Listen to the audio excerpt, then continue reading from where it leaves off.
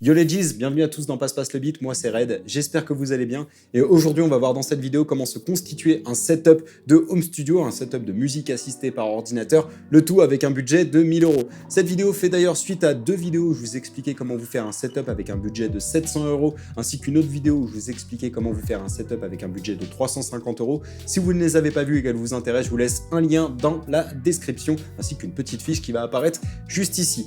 Mais du coup, on va directement commencer, mais avant de commencer, encore une fois, je tenais à remercier Sonovant qui a sponsorisé cette série de vidéos et qui sponsorise encore une fois cette vidéo. Sonovant, si tu ne connais pas, c'est tout simplement un site d'achat en ligne de matériel audiovisuel. Dessus, vous allez pouvoir retrouver un petit peu tout ce que vous voulez concernant le matériel audio, c'est-à-dire qu'il y a des instruments de musique, il y a du matériel pour les DJ, il y a du matériel de sonorisation et il y a ce qui nous intéresse aujourd'hui, du matériel pour les home studios. Du coup, on va se servir de Sonovant pour faire notre petit setup et on va se faire ça juste après le générique. Michou, tu connais les bails, c'est ton moment, bang!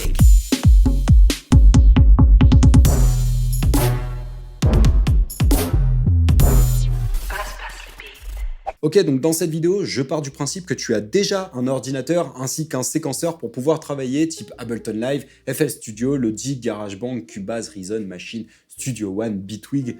Bref, que tu as déjà un logiciel pour bosser, sinon ce budget de 1000 €, je te conseille plutôt de l'investir dans un ordinateur et dans un séquenceur avant de commencer à acheter du matériel pour améliorer ton home studio, car c'est vraiment la base pour commencer à produire de la musique. Si tu as déjà tout ça, on va directement pouvoir commencer et la première pièce que je te conseille, c'est l'achat d'un clavier maître. Encore une fois, j'ai choisi de vous conseiller un clavier maître qui coûte moins de 100 €. J'aurais pu vous conseiller des claviers maîtres un petit peu plus imposants, un petit peu plus importants, mais pour pouvoir faire entrer des pièces un petit peu plus grosses dans la suite de mon budget, j'ai choisi de vous proposer un produit à moins de 100 €. Alors petit rappel, si tu ne sais pas ce qu'est un clavier maître, un clavier maître c'est tout simplement un petit clavier qui va te permettre de pouvoir piloter les différents instruments virtuels de ton séquenceur, mais il y a aussi des claviers maîtres qui font office de contrôleur, c'est-à-dire qu'il y a des claviers maîtres qui disposent de potards et de faders pour pouvoir modifier les différents paramètres de ton séquenceur.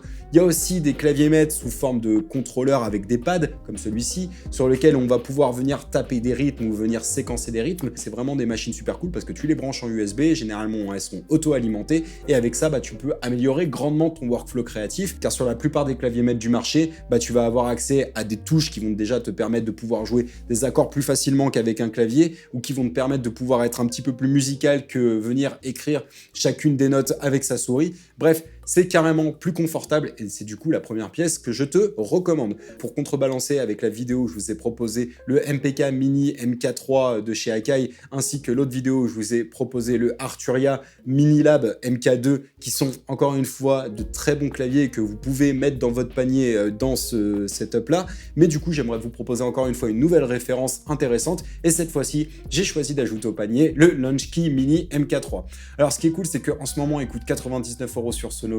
Ce clavier, il est très cool parce que, encore une fois, c'est un clavier de 25 touches, donc qui couvre 2 octaves. On y retrouve 2 bandes de modulation pour jouer avec le pitch bend et avec le mode wheel. Il y a 16 pads pour venir taper nos rythmes. Il y a 8 boutons rotatifs pour pouvoir modifier les différents paramètres des différents séquenceurs. On y retrouve quelques fonctionnalités de transport pour pouvoir piloter des logiciels comme Ableton. D'ailleurs, il est livré avec une version d'Ableton Live Lite, ce qui est vraiment super cool si on n'a pas accès à un séquenceur et qu'on veut se faire la main sur un séquenceur. Il y a un arpégiateur d'inclus, il y a un mode fixed chord qui est très cool, car si on n'est pas à l'aise avec la théorie musicale, vous allez pouvoir plaquer des accords simplement en appuyant sur une seule touche. Il y a une sortie MIDI sur mini jack. Grâce à ce clavier, on va pouvoir contrôler des synthétiseurs externes et surtout, il est livré avec un bundle de logiciels ultra complet. On y retrouvera par exemple, donc bien évidemment, Ableton Live Lite. On aura aussi des instruments et des effets de AAS, de Softube, de Spitfire Audio, de XLN Audio et de Clef Grand. Et ce qui est cool, c'est qu'il est petit, il est compact, il est complet, ce qui veut dire que lorsque vous passerez à un clavier maître un petit peu plus grand,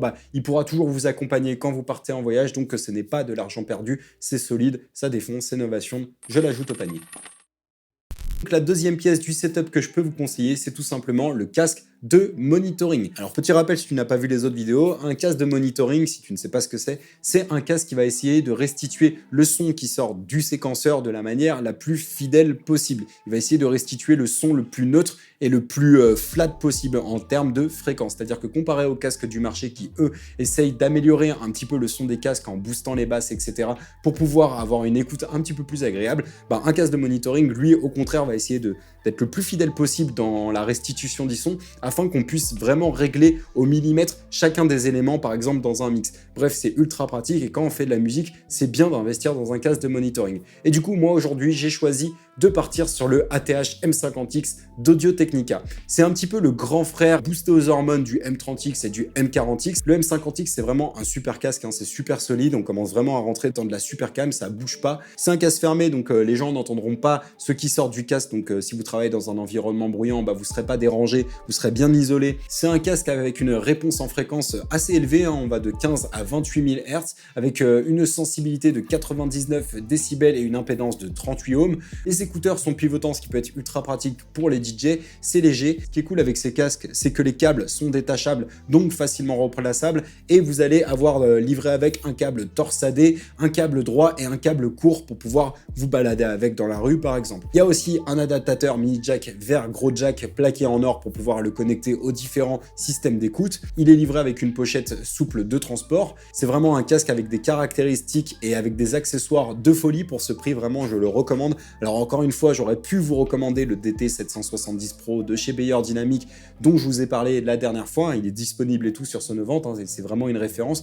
Mais j'ai préféré privilégier ce Audio-Technica qui a plein d'avantages que le DT770 n'ont pas, notamment le câble détachable, ce qui en fait vraiment un accessoire pratique. Il est extrêmement fidèle et offre un petit peu plus de flexibilité par rapport au DT770 Pro. Bref, je recommande et personnellement, je l'ajoute au panier. Ok, donc on a notre casque, ça fait plutôt plaisir. Maintenant, on va passer à la pièce maîtresse du studio, celle qui va nous coûter un bras. J'ai nommé les enceintes de monitoring. Alors pour les enceintes de monitoring, avec 1000 €, on peut commencer déjà à se faire extrêmement plaisir. Et pour me faire plaisir aujourd'hui, j'ai choisi d'ajouter au panier les Focal Alpha 65. Les Focal Alpha 65, c'est vraiment le kiff de cette vidéo. Ce sont des enceintes auto-amplifiées actives de proximité. Elles sont équipées d'un haut-parleur de 6,5 pouces ainsi que d'un tweeter de 1 pouce, équipé d'un amplificateur de 35 watts pour le tweeter et de 70 watts pour le woofer. Elles possèdent une réponse en fréquence ultra précise allant de 40 à 22 000 Hz. Elles peuvent délivrer jusqu'à 106 dB en SPL max crête avec une impédance d'entrée de 10 kΩ. C'est une enceinte qui est très polyvalente, elle est très neutre pour le prix. Elle dispose d'entrées XLR asymétriques et RCA, ainsi qu'un fil pour ajuster le bas et ajuster l'aigu en fonction de votre pièce. On va pouvoir ajuster la sensibilité de l'enceinte de 0 à plus 6 dB. Elle possède un mode veille pour pouvoir optimiser la durée de vie de l'enceinte. Si par exemple il n'y a pas de son qui tourne pendant 30 minutes dans les enceintes, elles vont s'éteindre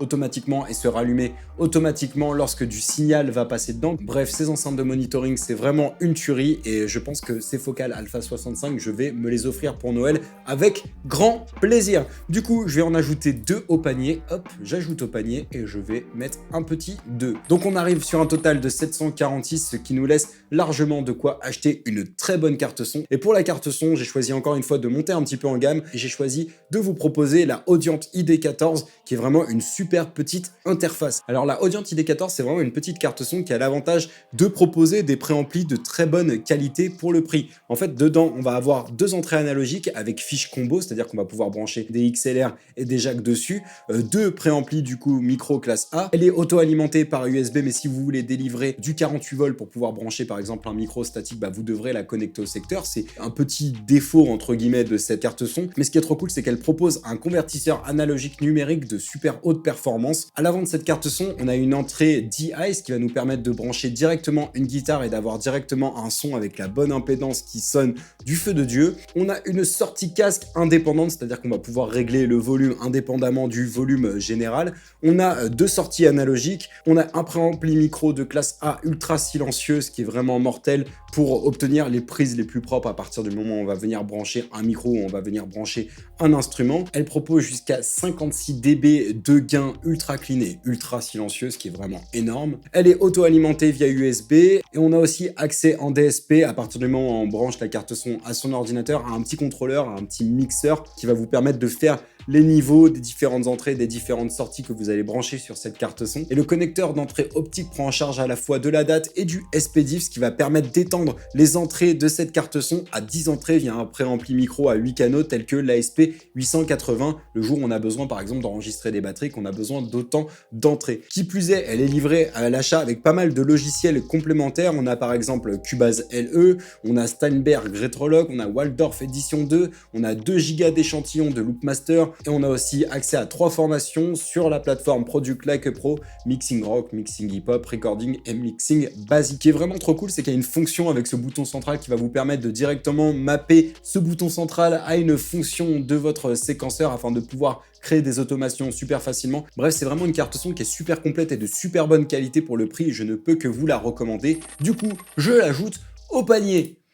Donc voilà, on a un setup complet avec un casque, une carte son, des enceintes de monitoring ainsi qu'un petit clavier pour pouvoir piloter les différents instruments et piloter les différents paramètres des différents séquenceurs. Et du coup, maintenant, il nous reste tout simplement qu'à investir dans des câbles pour pouvoir connecter les enceintes à la carte son. Et du coup, j'ai décidé d'ajouter au panier des câbles XLR MAL 3B jack MAL stéréo d'1,5 m, histoire d'être tranquille. Du coup, j'en ajoute 2 au panier. Et enfin, pour pouvoir accessoiriser le tout, je vous propose d'investir directement dans un petit support pour pouvoir poser votre casque, histoire de ne pas avoir le casque qui traîne constamment sur votre bureau. Donc, j'ai choisi un support casque de la marque K&M que j'ajoute directement au panier.